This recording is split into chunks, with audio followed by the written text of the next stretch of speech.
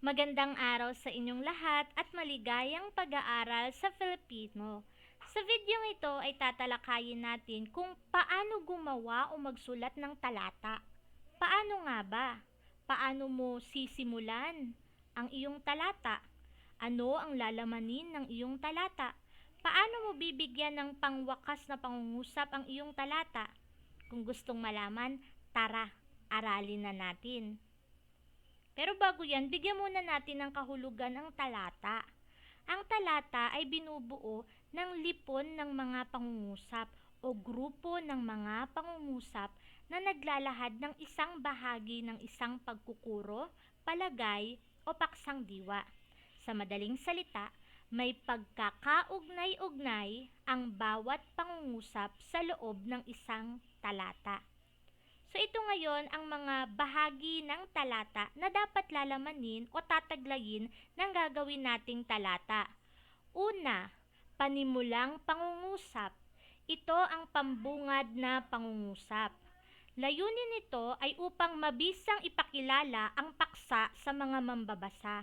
So sa panimulang pangungusap, diyan natin ilalahad ang paksa o ang pag-uusapan o yung pinakapangunahing idea natin, okay?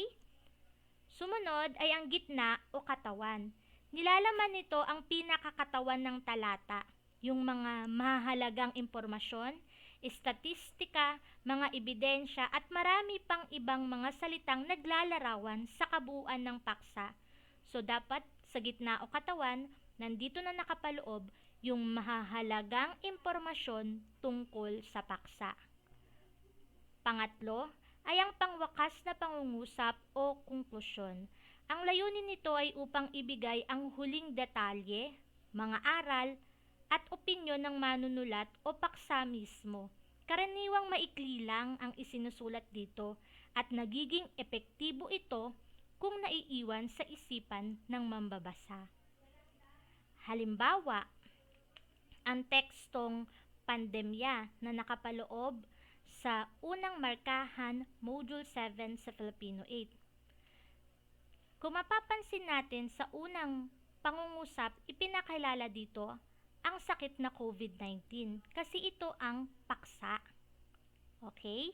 So sumunod na mga pangungusap ay ang gitna o katawan. Dito na naglahad ng mga mahahalagang impormasyon tungkol sa COVID-19. Halimbawa, ito ay isang sakit na maaring hindi malala o mas malubha ang mga sintomas at marami pang iba. At ang panghuli naman, nagbigay ngayon ng huling detalye, ito nakalahad. Maging bata o matanda ay walang pinipili ang sakit na ito. Kaya mahalagang malaman kung paano ito maiiwasan.